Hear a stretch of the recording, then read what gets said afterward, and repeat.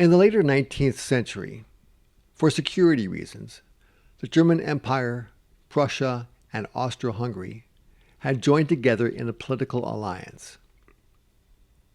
To provide some balance of power among European countries, France, Great Britain, Italy, and Russia decided to form an alliance as well. The alliances in Europe gave people the feeling of safety, but they didn't perhaps foresee that the alliances also made it possible for a localized conflict to escalate quickly. Serbia and Bosnia and Herzegovina have often been amid world politics, located as they are between Europe and the Middle East. The Ottoman Empire, which had been in existence since the 12th century, was losing territory to peoples fighting for their independence, just as European countries were. In 1908, Austro-Hungary grabbed Bosnia and Herzegovina from the Ottoman Empire, resulting in much anger and resentment, including from neighboring Serbia. In 1912, in order to improve their own destiny, the Serbs sought to win independence from the Ottoman Empire, an idea that Austro-Hungary found to be threatening. When the Austrian heir to the throne was assassinated in Sarajevo, the danger of Serbian independence in the region became even more vivid. An invasion by Austro-Hungary into Serbia in 1914 kicked off a war between these two entities. The French, British, Italian, Russian alliance supported Serbia's independence, shown in green. The Central Powers, shown in red, were the aggressors in this case, trying to prevent Serbian independence.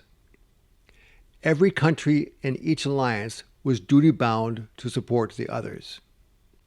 In 1917, the U.S. was drawn into the war when American ships were attacked, and the American enemy was specifically Germany.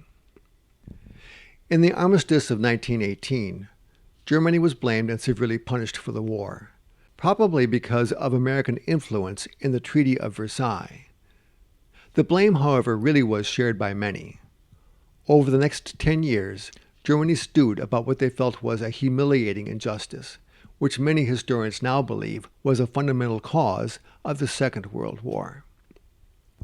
Here is a map of Europe before World War I. Notice especially Austria-Hungary, the Balkan countries, and the Ottoman Empire. And then here is Europe in 1918. Many new countries had been formed. Austria-Hungary was divided into several countries.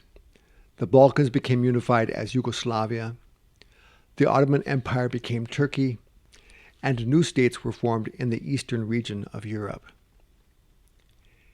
Even though Italy had taken a back seat during the First World War, their economy had been battered, creating social unrest. Mussolini, presenting himself as the ideal person to restore order and prosperity, was invited by the Italian king to form a government, and Mussolini quickly dismantled democratic systems and established himself as dictator. In Germany, Hitler was elected as the leader to restore the country's economy and pride. He established changes to the government that were at first admired, and then, as if through a campaign of revenge, conquered Austria, Czechoslovakia, Denmark, Norway, Belgium, Netherlands, and France. Elsewhere, Japan had been at war with China for several years already and was making conquests throughout Southeast Asia and taking islands of the Pacific. In 1941, Japan attacked Pearl Harbor in Hawaii, which was then a territory of the United States, and almost immediately the United States went to war against Japan in order to protect U.S. interests. World War II, therefore, was occurring in many places, and the Axis powers, Italy, Germany, and Japan, were the aggressors, and a coordinated counter-effort developed among the Allied forces of Great Britain, France, China, the Soviet Union, and the United States. If World War I was the great European war, World War II in comparison seemed to engulf the planet. Here is a map showing world involvements. Only those areas in gray were both neutral and not involved. The tide of the war in Europe began to change after Hitler invaded Russia, as Napoleon had done a century earlier.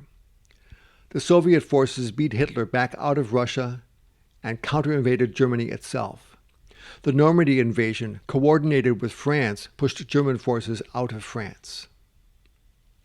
The American troops from the west and the Russian troops from the east squeezed on Berlin until the Germans surrendered. In the Pacific, the Allies worked to liberate the island conquests of Japan, and in 1945, American atomic bombs caused massive destruction in Japan, and Japan ultimately surrendered. There were an estimated 70 million military and civilian casualties, and much of Europe and large parts of Asia lay in ruins. What kind of world is this? War has always existed, but the consequences of it were getting ever more dangerous. A heavy club can hurt someone and perhaps kill. An atomic bomb can annihilate a civilization. This frightening reality affected the psyche of the time. The prospect of human obliteration became increasingly tangible in the 20th century, influencing values and priorities and affecting the nature of our art and music.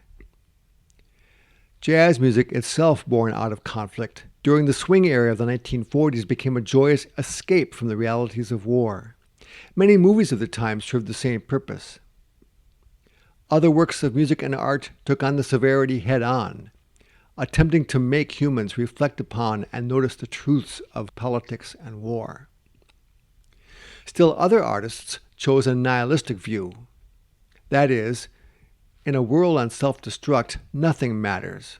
Life, morals, God, etc. It is frequently observed that North America is geographically separated from many of the 20th century's crises. While North America was certainly affected by the wars of the 20th century, the bombing was happening elsewhere.